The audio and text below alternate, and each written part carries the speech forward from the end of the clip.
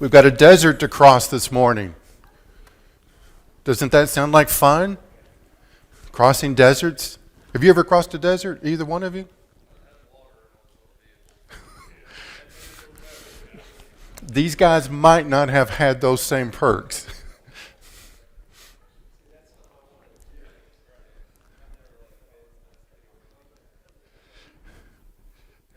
It would be, I haven't, not to this.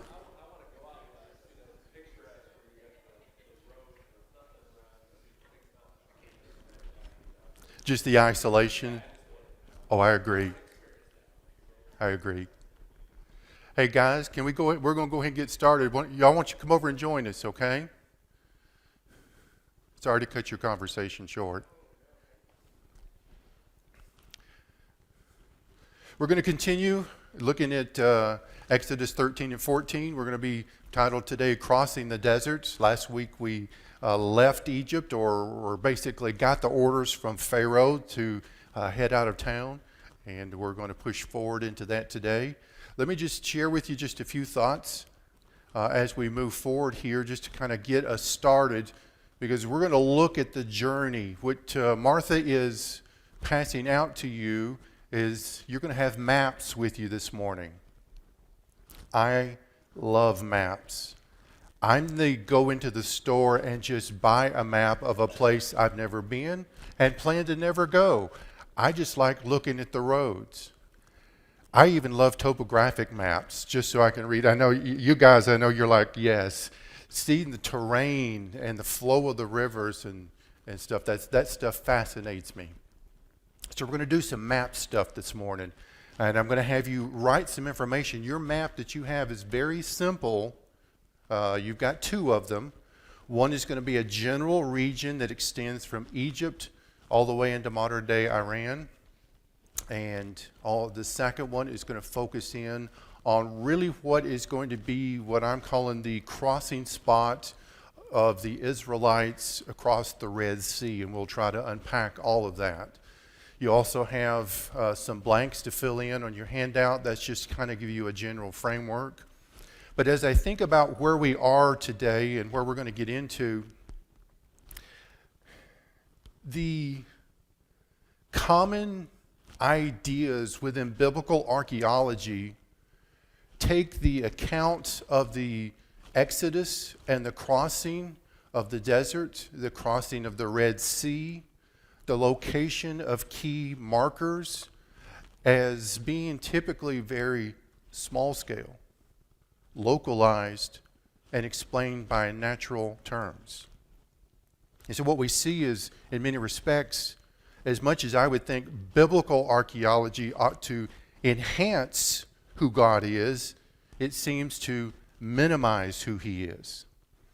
And I put this up here, the influence of the Enlightenment. The age of the Enlightenment came along late 1700s, early 1800s. It's marked by a few key works, few key people. Charles Lyell wrote a series of books called The Principles of Geology.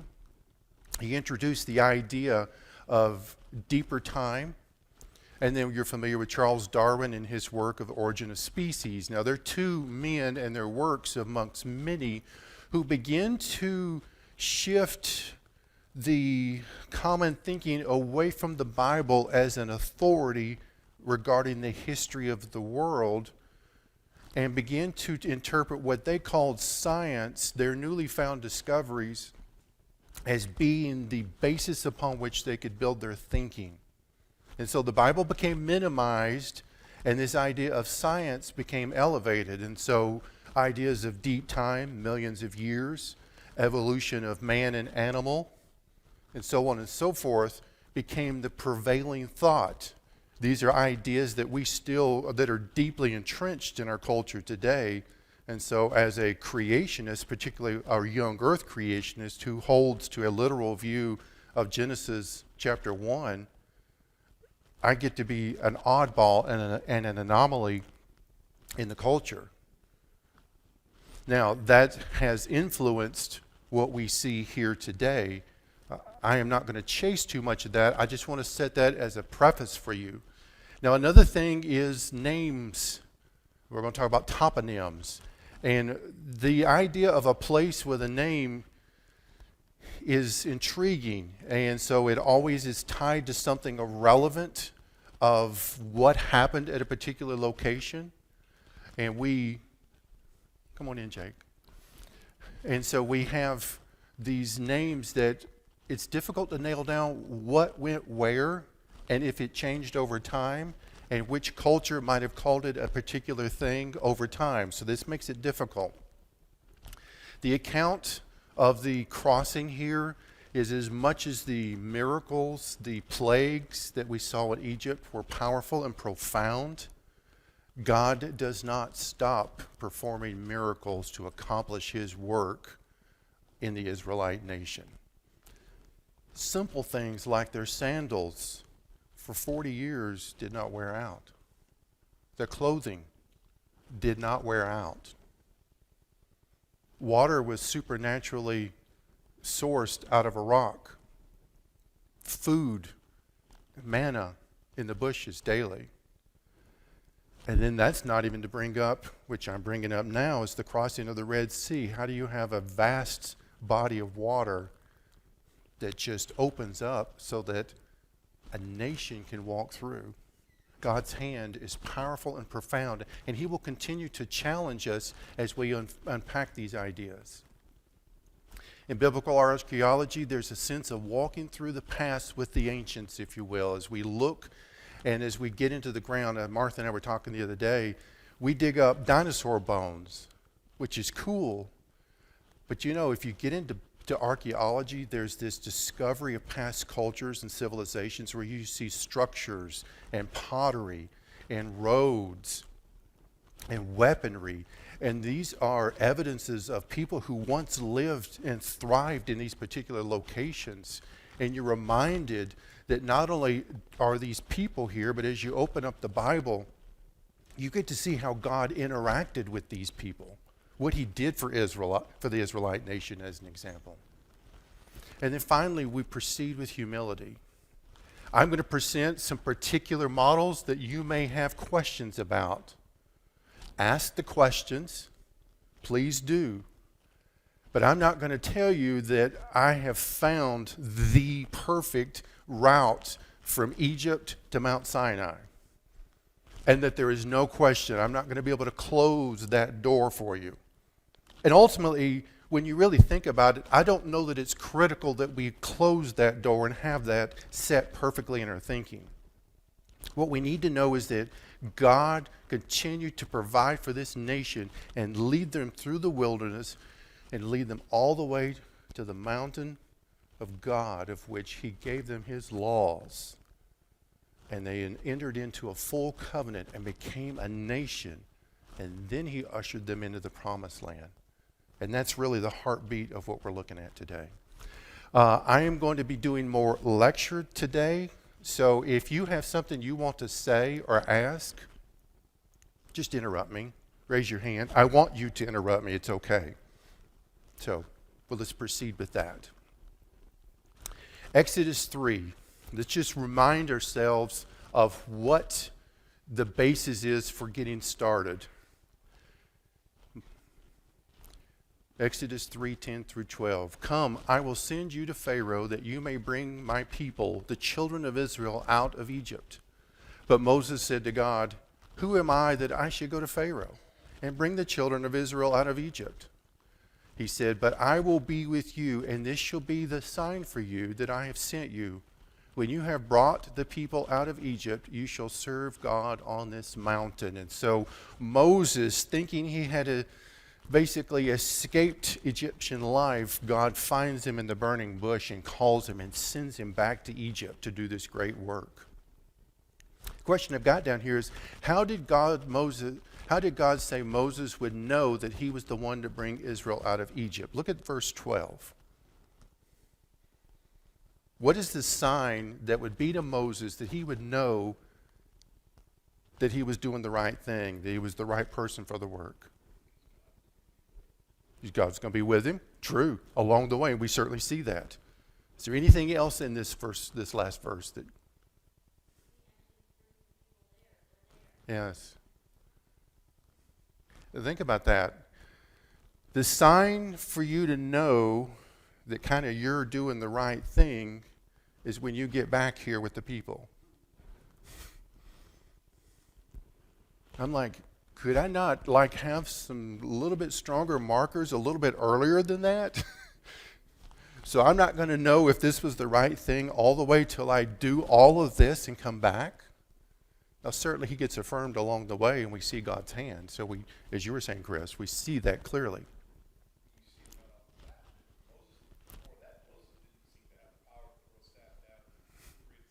Mm-hmm.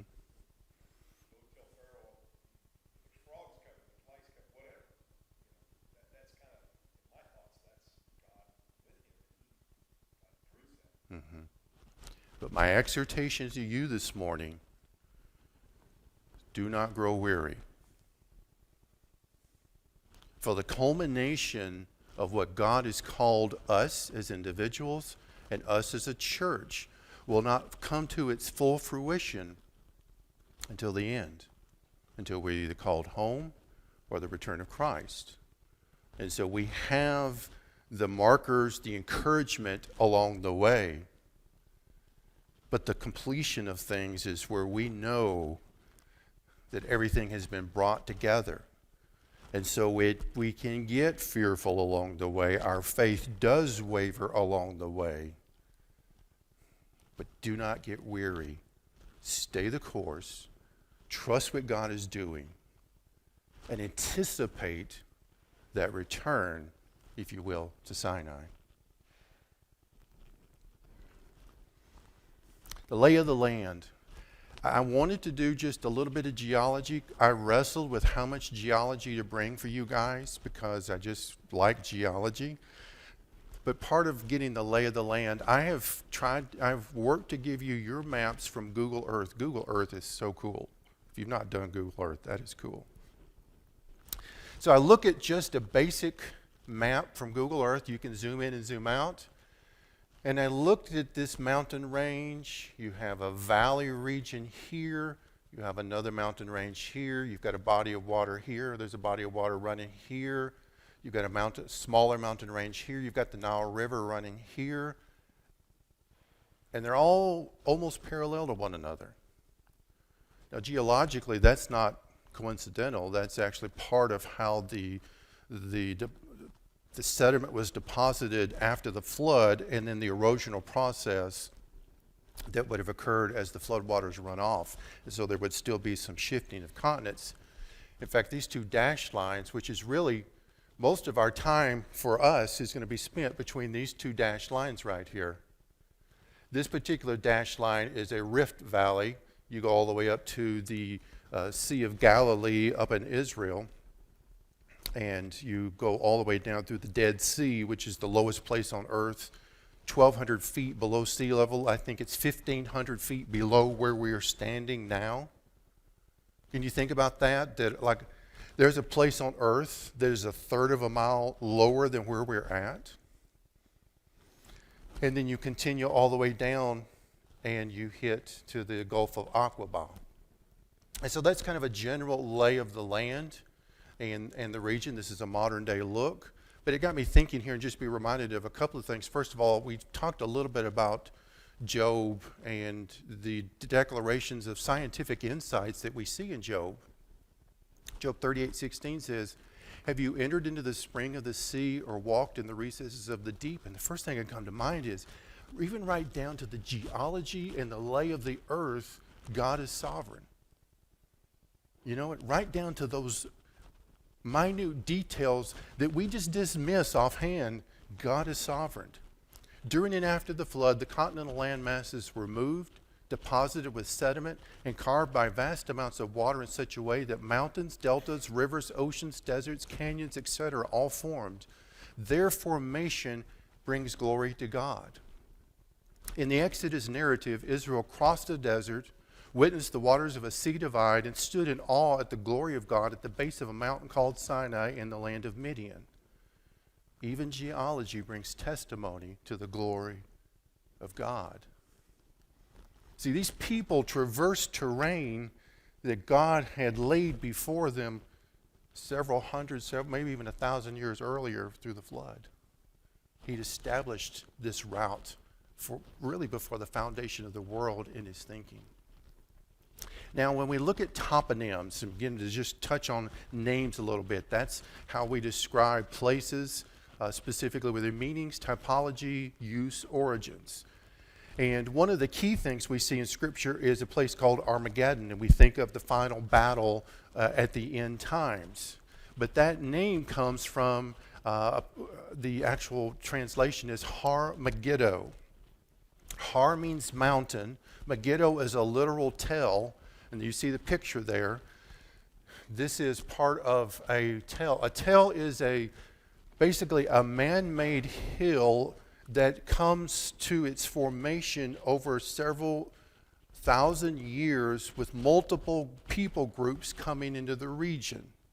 So if you've got a tell, you've got a hill, you've got your buildings, you've got your walls built, somebody comes in and overtakes your city, they knock it down and build a new city on top of your city. And so they can actually see layers of civilization stacked on top of one another. This Megiddo is relevant in that King Solomon, I believe, kept horses here, had stables. I'm trying to think of the numbers here, but he kept stables here. There are still some gates. You can see where the gates would be. I'm telling you more than you need to know just for me to simply say mountain of God, or the mountain of Megiddo here. But these kind of names have relevance. And so this mountain overlooks the Jezreel Valley. The Jezreel Valley is also now known as the Valley of Armageddon. And so when we think of end times, it's this location where they think one of the end times battles or the end time battle will actually occur. And so this is why becomes relevant here. Two approaches for us. We're going to look at what we call the Egyptian approach, which is more of a liberal approach. It is going to be taking things much smaller. And the Hebrew approach, which is going to see God in his supernatural means of expressing who he is and what he wants to accomplish. I'll try to keep that clear as we journey through. In general, the Hebrew approach is going to take Israel crossing a large desert covering a great distance, potentially as much as 200 plus miles in their migration across the wilderness. They will leave Egypt with 600,000 men, and when we project that with adding a wife and children into that, we could be 2 to 2.5 million people that would actually be part of that exodus. The Red Sea crossing was a grand miracle through which Israel crossed in a large body of water. The Egyptian approach minimizes things, as I mentioned earlier with the Age of the Enlightenment. It takes naturalistic explanations. The distance that Israel would have traveled is greatly shortened. Everything really stays very close to the Egyptian center of things. The number of Israelites is greatly reduced. I'm not going to bore you with details. Let me just real quick. If you have any interest in pursuing this, there is a series of documentaries called Patterns of Evidence. Tim Mahoney. There is 4 of 5 are out now. It goes into a lot more detail. The Patterns of Evidence idea is he simply allows both liberal and conservative scholars to speak.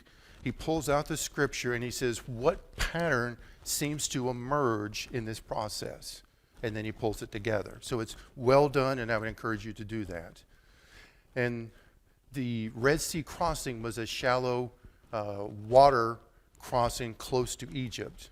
I remember years ago in some conversation I was having that somebody was talking about, isn't it amazing that Pharaoh's army drowned in 6 inches of water?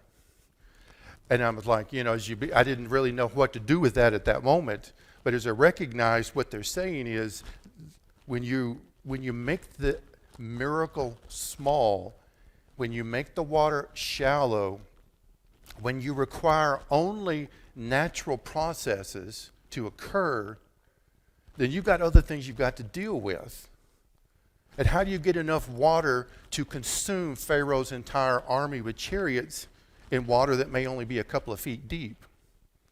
So it becomes illogical and irrational, and you begin to see how this whole process gets minimized. All right, number one. Any comments, questions, or thoughts to this point? Good. Everybody looks like you're alive, you're alert and awake, so I'm doing well so far. Departure point. Where did Israel leave from? Now, this is agreed upon by everybody, but I want to kind of give you some concrete insights. Numbers 33 says, they set out from Ramses in the first month, on the 15th day of the first month. On the day after the Passover, the people of Israel went out triumphantly in the sight of all the Egyptians, while the Egyptians were burying all their firstborn, whom the Lord had struck down among them. On their gods also the Lord executed judgments. I read that and I thought, wow, what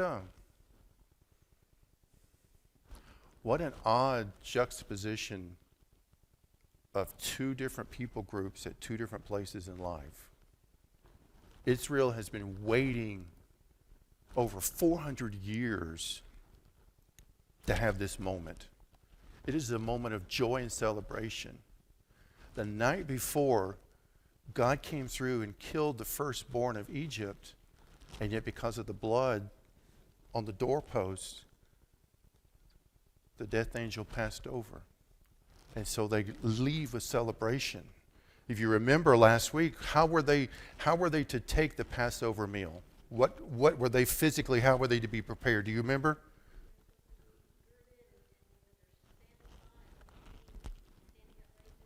Ready to go, weren't they? Staff in their hands, exactly. Ready to hit the road. And literally, that's what we have. I mean, it's like the next morning, we're loading the wagons and we're heading out.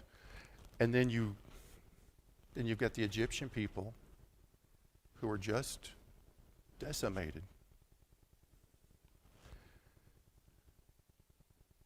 The Israelites' hope was set in God. He provided a way for them. The Egyptians' hope was set in pagan gods, in false gods, in demonic beings, in themselves. And they had no hope. And God did not make a way for them to be redeemed. He judged them rightly and justly. And so it's an interesting dynamic here. But they leave here triumphantly. The departure point. We know that Genesis 45 says they will dwell in the land of Goshen. 2 chapters later, we read that Joseph settled his father and his brothers and gave them a possession in the land of Egypt. And so we first of all want to just be sure we correlate that Goshen is in Egypt. Goshen is likely an Egyptian name in origin. And since we understand the context of Egypt, we now can surmise that Goshen would be in that province. Ramses also would be a toponym. I want to chase this just a little bit. When it says that Israel left Goshen, left Egypt, left Ramses, depending on what's trying to be communicated at a given moment, I think in general they're all somewhat interchangeable, although they might have different meanings. When we hear the word Ramses, when we think about Cecil B. DeMille's 10 Commandments, what was the name of the character that Yul Brynner played? It was Ramses. But actually, when you go back into history, Ramses did not come along till several hundred years later. And so that is a misnaming of the character.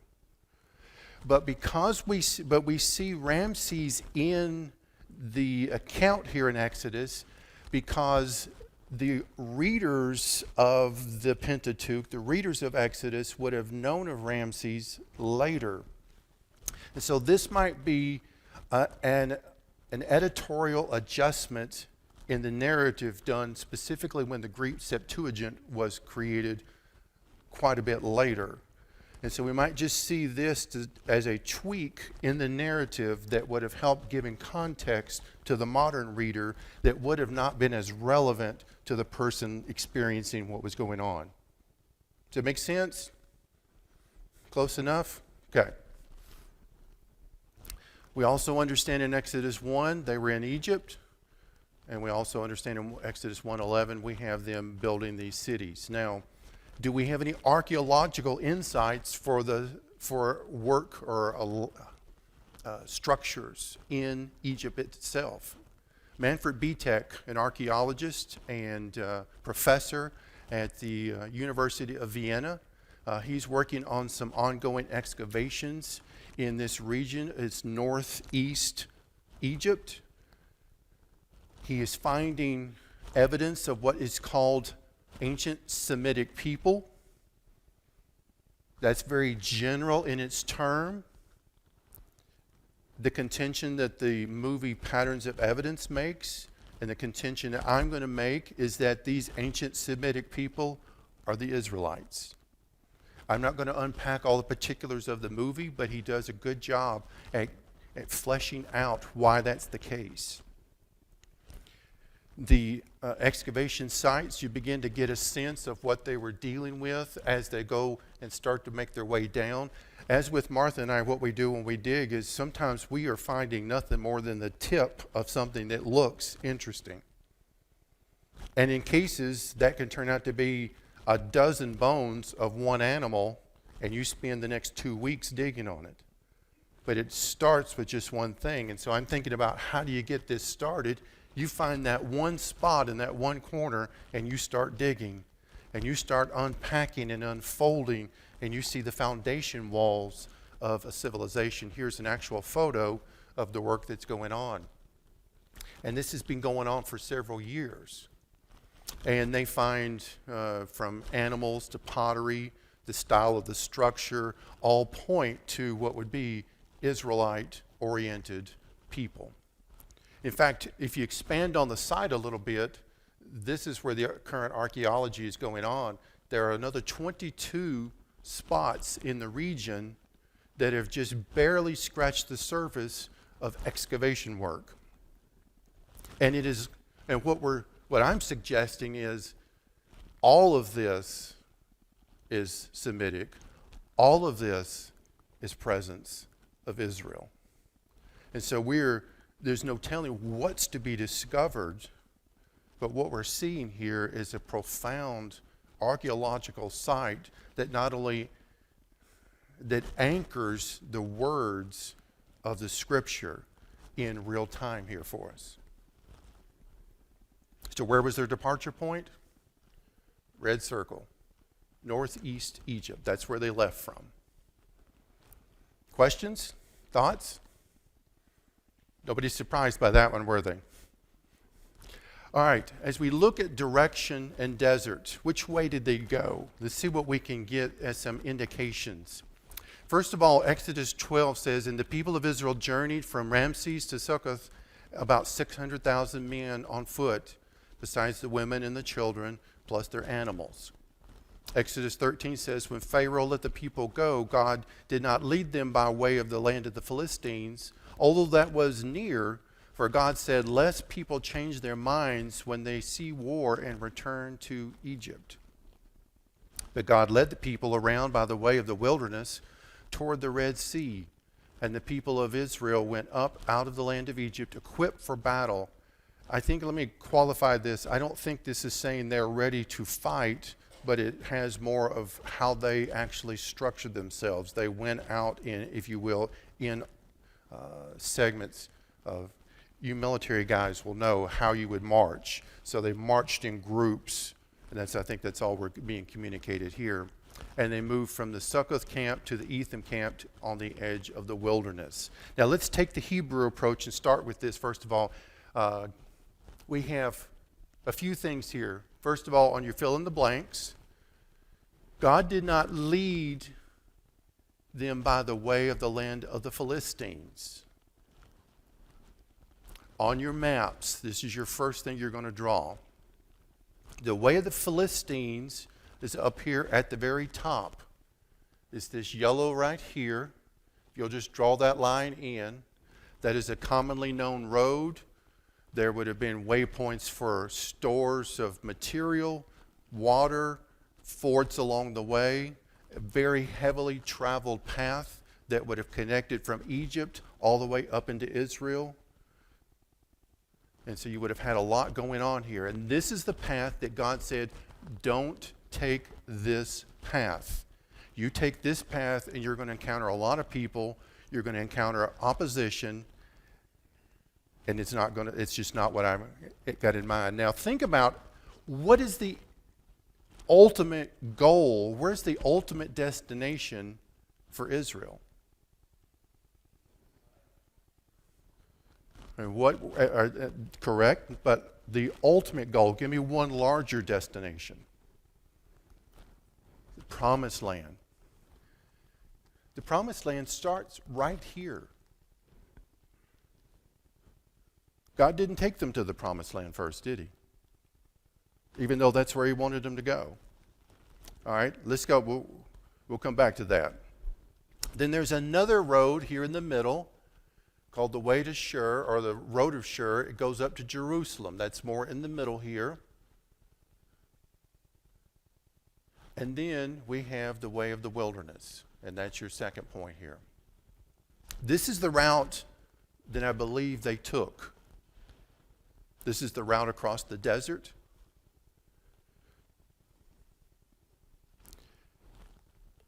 And we're going to unpack some of that. I'll give you a check and make sure you've got all your drawings in here.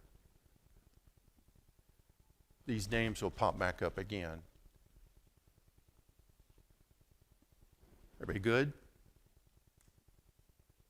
Still working. Just a couple of things while you're finishing up. This distance from the entirety of the blue line is somewhere in the neighborhood of 200 miles. And you begin to think, were they capable of even traversing that kind of distance? But we know, first of all, is that they were slaves and used to working and being active all the time. We also know that God supernaturally has been working through this whole process. And so it seems quite reasonable and rational to do that. Now, I did a couple of things here is just to kind of give you a sense of the terrain. You can do a cross section here with Google Earth, and so I just picked a point here in the middle and drew me a line up to the coast, and it creates a cross section. And so as you can see, from the Mediterranean up towards the hill country here, it's reasonably flat. And even when you get up into here, it's not too bad. I realize this cross section might look a little more rugged, but what Israel would have done is walk through what's called a wadi. It's a flat spot in the ground. And so they're not climbing mountains with 2.5 million people and animals. They're making their way through the wadis as they journey through the desert. To give you, by contrast, come back to that same point A and run it to the south here, you can see how rugged the terrain is on this end of things. So I just wanted to kind of give you a visual context here. So when we begin to think about the idea of wadis, this is the idea that we're looking at, is we're going to have a range of a wadi that might be a mile or several miles wide to probably no more than maybe 30, 40, 50 feet wide. And so you just kind of adjust the path of the people to make your way through these places. A couple of other pictures as you get a sense. It's not a highway, it's not a cakewalk, but it's certainly doable. It just takes time, and you're going to go faster through some spots than you will others. This really, I think, is the best picture that communicates the idea of what I envision here. What's going on here is you've got these hills through rains would wash the sediment, erode the sediment down into these flat spots, and then the water runs and flattens these areas off, and over time it just packs it down, and it makes for a reasonable path to go through the desert. Now, with respect to the Egyptian approach here, I'll go through each one of your bullet points here for your paper. The crossing of the Red Sea was close to Egypt. The journey to Sinai was along the west coast of the Sinai Peninsula, and Mount Sinai is in southern Sinai. That is traditionally where we believe things occurred. Now, what this does is, in the Egyptian approach, keeping things close to Egypt is that the body of water that was crossed by the Israelites would have to be up here in this region. Now, we were pretty much, I'm going to guess most of us were raised with the general idea that the crossing point was here at the north end of the Gulf of Suez. And then Sinai would be somewhere in this region. That's not where I'm taking you today, but I want you to know this is an idea. By the way, here's Suez and Port Said. This actually connects through. This is where the cargo ship was wedged in just a few weeks ago. And this is really a vital point going through this region because it cuts vast amounts of time down. The other idea is that the body of water that the Israelites crossed would have been somewhere in one of these small shallow ponds or lakes up here in the immediate region, which is going back to what I was talking about earlier with the chariots' wheels getting stuck in the mud and them getting drowned in 2 feet of water. And that's where that idea would come from. Either way, we would have them likely journeying down some point along the western edge of the Sinai Peninsula, and then if Mount Sinai is here, they would make their entry point at some point up through there. Any questions? Is this an idea that you all are familiar with as far as the crossing point?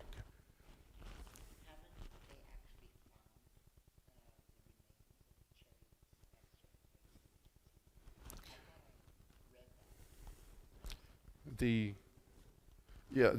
movie that I was telling you about, Patterns of Evidence, the fourth one, they go down. The evidence that's there is somewhat there, but inconclusive. Part of that is the governments don't want you bringing anything from the floor up. And everything is coral encrusted. So you're down 200 feet underwater and you're taking pictures of something that might look like something. And you can't take samples of it. And so I anticipate there probably is something there, and I've heard accounts that they have seen it, but there's no concrete evidence yet. Mm-hmm.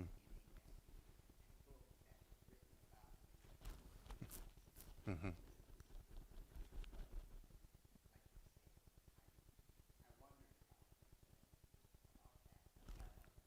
Yeah, no, thank you for sharing. All right, detour to an end. Exodus 14 says, Then the Lord said to Moses, Tell the people of Israel to turn back and encamp in front of Pi-hahiroth, between Migdal and the sea. In front of Baal-zephon you shall camp, facing it by the sea. For Pharaoh will say of the people of Israel, They are wandering in the land. The wilderness has shut them in. And I will harden Pharaoh's heart, and he will pursue them, and I will get glory over Pharaoh and all his host, and the Egyptians shall know that I am the Lord. And they did so. When the king of Egypt was told that the people had fled, the mind of Pharaoh and his servants was changed toward the people, and they said, What is this we have done, that we have let Israel go from serving us? So he made ready his chariot and took his army with him, and took 600 chosen chariots and all the other chariots of Egypt, with officers over all of them. And the Lord hardened the heart of Pharaoh, king of Egypt, and he pursued the people of Israel while the people of Israel were going out defiantly. So this turning, let's start with the Egyptian approach, remembering it's localized in its effect. There is much that can be said here that I am not going to say. What I mean by that is what some of this idea of tell the people to turn back really gets explained by Israel encounters forts or a marsh, and that's the turning.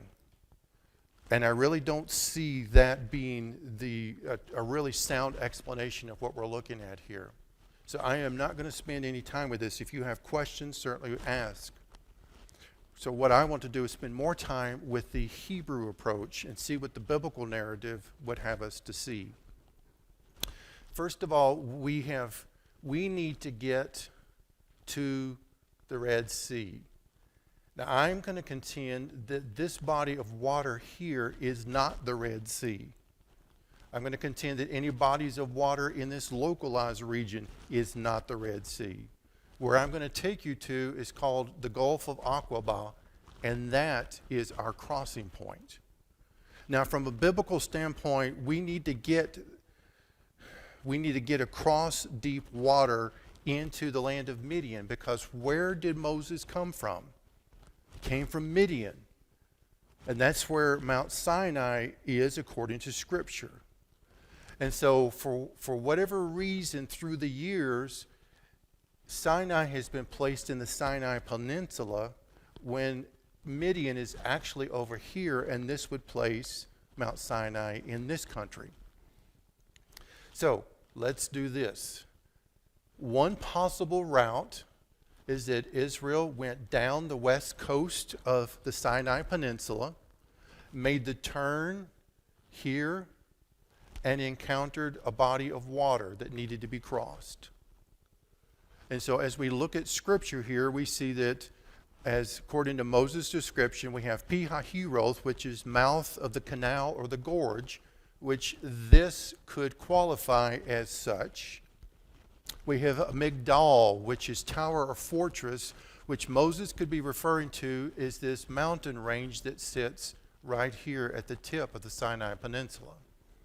We also have Baal Zephon, and I'll be honest with you, I have found very little information other than that it reflects the worship of God of the North. But I'm not sure if there was a specific marker that they're referring to that was known to those people at that time, but I've not found anything concrete in that. And the other thing is the Red Sea, which in Hebrew is Yam Suf. Now, this is a possible place to cross. But when divers go down in this region right here, they hit about 1,000-foot canyon at the bottom of the water. And so when you think about it, let's vacate the water, and whatever the ocean floor there is, that's what they've got to cross. Wet or dry, it's still they've got to cross it. And so it seems not impossible, but somewhat illogical that 1,000-foot canyon would be easily traversed by people. Now, I'm well aware with studying geology that there could have been subsequent events past the flood, past the Exodus, that could have created a canyon that we don't know about. But as we see the data today, this does not seem to be the strong position. And so what we're going to do is we're going to cross up here. Now, a couple of things I want to touch on here. Israel camped at Sukkoth, which we believe is in this region, and then they camped at Etham. And Etham is described, as you'll see here, both in Exodus 13 and in Numbers 33 at the edge of the wilderness. So the question I have, and the question that gets posed is, which edge of the wilderness is Etham on? Because there is not any specific archaeological site that just screams, I'm Etham. I believe what we're looking at here is when Israel exited Egypt, they stopped at Sukkoth to take time to get oriented. It might have been a couple of days before they got there, but they would have probably stopped to resupply, to organize what was going on again, because Moses knew that they were about to cross the breadth of the desert. And they don't stop and camp again until they get to this place here. And so I believe what we're looking at is Etham would be on the eastern side of the wilderness here. Now you think about that. You've got 2 million people and animals. How far, if you were walking in a desert with basic supplies with you, how far could you walk in consecutive over one day? How far could you go, Chuck? Depending on the terrain, probably 15 miles. Well, I guess based on your factors. Okay, 15 miles. What were you going to say?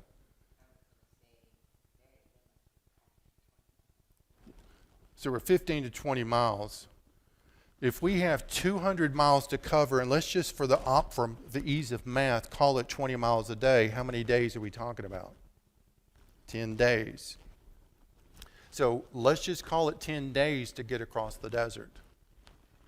Now what you got to be able to deal with is particularly water.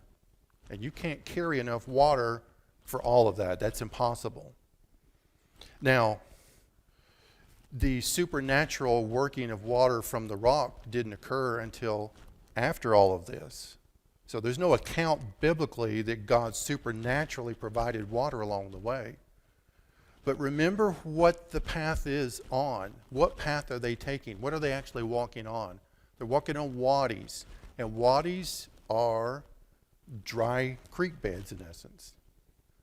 And so what you would need is just a couple of rains along the way, wouldn't you? So if you get a couple of rains, you're able to probably rehydrate to make the rest of the distance. And that becomes part of the challenge, but I think that's a way that God would provide for everybody. It'd be difficult, but I think they would provide in that means. Now, further with Etham. Okay, that's the 3 camps. I've got a star here for 1 camp, 2 camps, and then this is the final camp at the edge of the sea.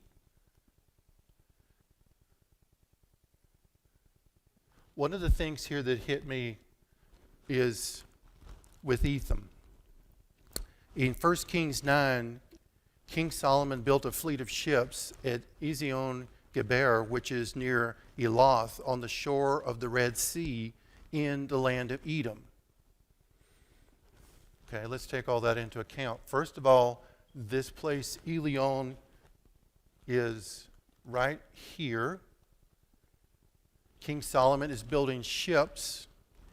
If the crossing point of the Red Sea is back here on these inland lakes, why would King Solomon be building ships to be put on inland seas?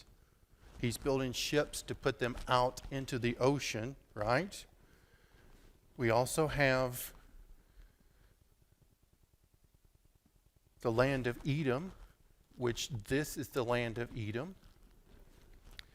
Then we also have, did I put that in here?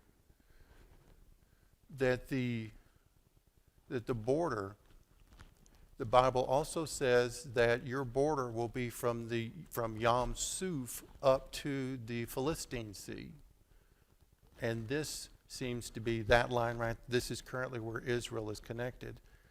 All that's to say is I believe Etham is sitting on the eastern edge, sitting on the north end of the Gulf of Aqaba, and that would be campsite number 2 for Israel.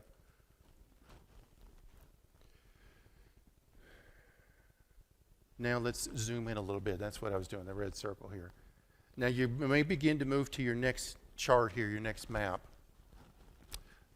So in general, what we have is Etham is going to be somewhere in this general region here. The blue line is the way of the wilderness, and basically this becomes their second camp spot. This is where they're going to stop and linger for a little bit.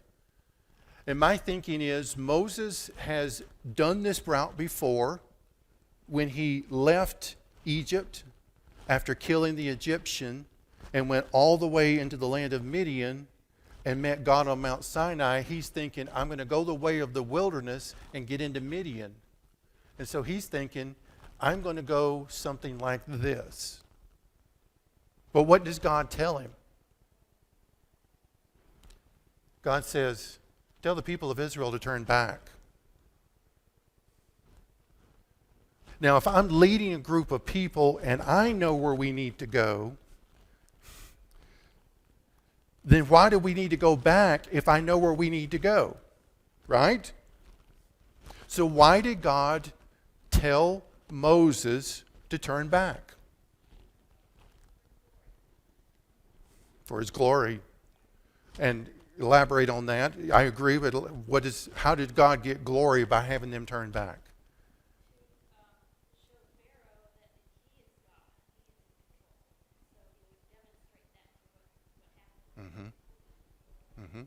Were you? Okay. I agree. But as my wife likes to remind me, I like to speculate from time to time. It's true. So I was thinking about this last night, and I'm thinking, okay, Moses left, went to Midian, he came back to get Israel to leave Egypt, and God told Abraham, in the end, I'm going to give you a land, the promised land. And so what we're going to do is Moses is going to go back and we're going to get you to the promised land, but we got to go to Mount Sinai first. This yellow line right here, that's the modern day border of Israel. In fact, really over here, you're now into the promised land. I speculate that God brought them right up to the edge of the promised land and said, it's not time. It's not time. The glory, he's going to get the glory, yes, but it's not time for you to enter in. And so we're going to go a different way. Your time will come, Vicki.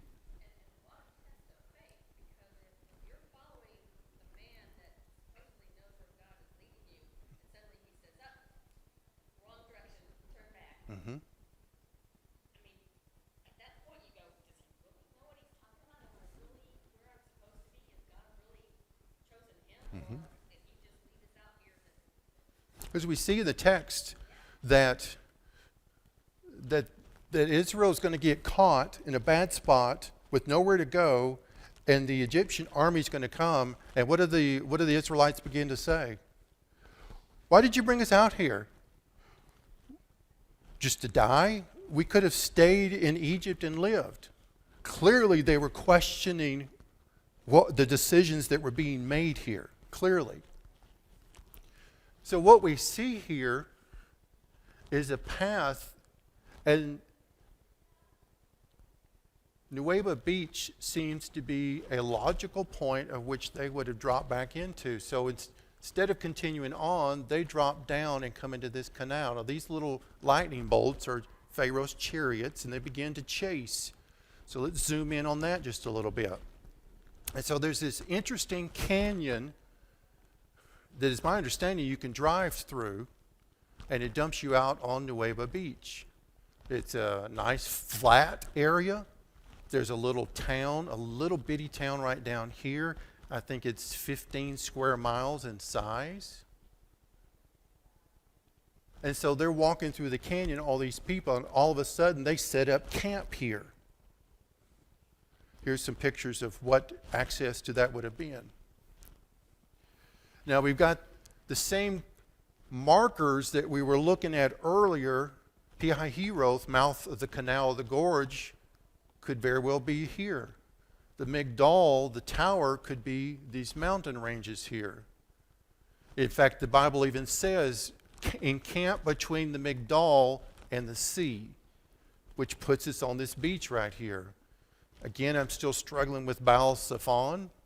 The Yam Suf Red Sea, that becomes, I'm not going to chase that right now, but we're at a place now where Israel is at, militarily, logistically speaking, about as bad a place as you can get, and there is nowhere to go, and they're about to be overtaken.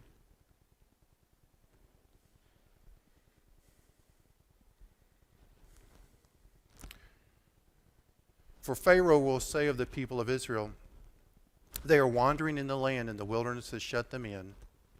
When Pharaoh drew near, the people of Israel lifted up their eyes, and behold, the Egyptians were marching after them, and they feared greatly. And the people of Israel cried out to the Lord.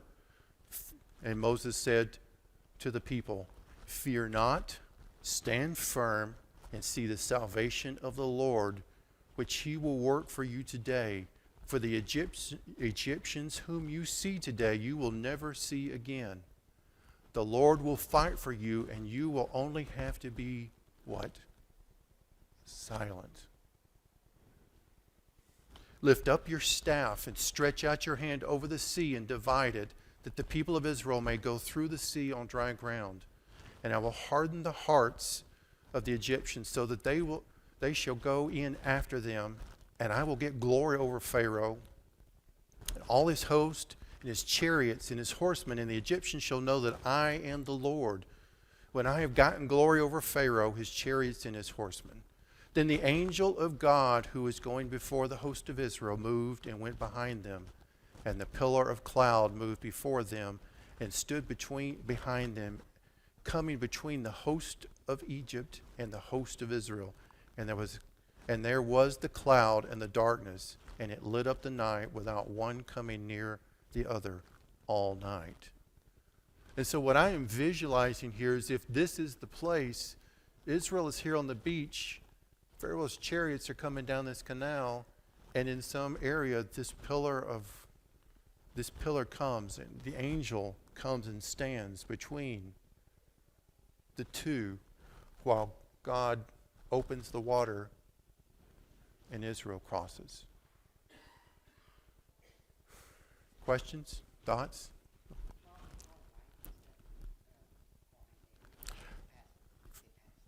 From this side to the other side is about 10 miles. And it's no cakewalk from what I've seen. No, it's not an easy terrain. It's still climbing. But from what I understand, that path is doable. It would require a lot of meandering and working, but it is there before them. This is where I wanted to leave us today, and we're going to cross the Red Sea next week. So I'm going to leave you with that. Any other thoughts? Thank you for walking with me through this. I hope, at least if nothing else, it's been good to re-engage with the narrative, to re-engage with the story, to see God's faithfulness in moving Israel through the wilderness in preparation for crossing of the Red Sea and moving to Mount Sinai to take the law and the Ten Commandments.